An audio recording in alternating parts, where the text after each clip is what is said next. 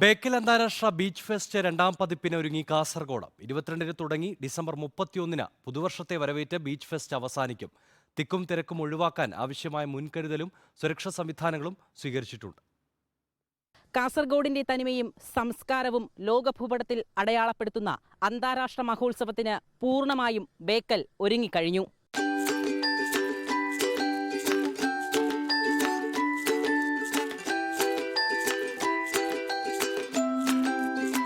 സംസ്ഥാനത്തെ ഏറ്റവും വലിയ ജനകീയ ആഘോഷമെന്ന് വിശേഷിപ്പിക്കുന്ന ബേക്കൽ ബീച്ച് ഫെസ്റ്റിന് നാടും നഗരവും ഒന്നിച്ച് കൈകോർക്കും. പള്ളിക്കര ബേക്കൽ ബീച്ച് പാർക്കിൽ പാട്ടും മേളവും താളവുമായി ലക്ഷക്കണക്കിന് ആളുകൾ അണിനിരക്കും.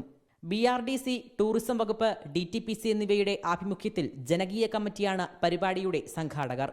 2 വേദികളിലായി വ്യത്യസ്ത കലാപരിപാടികൾ സംഘടിപ്പിച്ചിട്ടുണ്ട്. രാവിലെ 10 മണി മുതൽ ആരംഭിച്ചാൽ രാത്രി ഏതാണ്ട് 9-10 മണി വരെ ആണ് ഇത് നടന്നു പോവുക. രാവിലെ മുതൽ സ്റ്റാള് കാര്യങ്ങളൊക്കെ പ്രവർത്തിക്കും. വൈകുന്നേരമാണ് സ്റ്റേജ് പ്രോഗ്രാം ഉള്ളത്.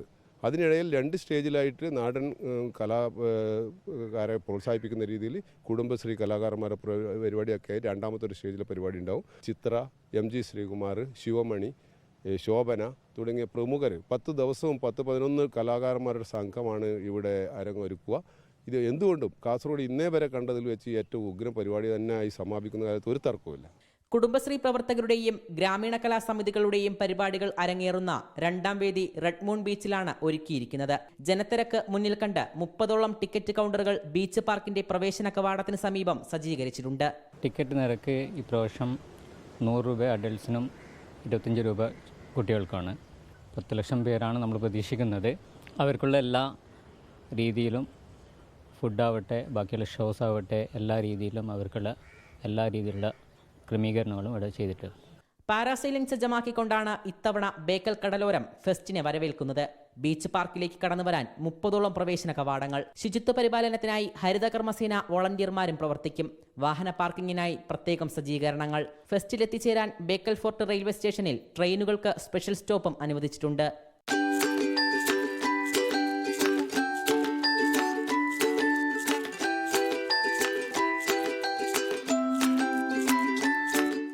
മുൻവർഷത്തെ അപേക്ഷിച്ച് ലക്ഷക്കണക്കിന് ആളുകൾ പരിപാടിയുടെ ഭാഗമാകുമെന്നാണ് പ്രതീക്ഷിക്കുന്നത്. കടലും കരയും ഒരുപോലെ സാക്ഷിയാകും. Reporter Arjun Hema, in reporter, Kasaragod.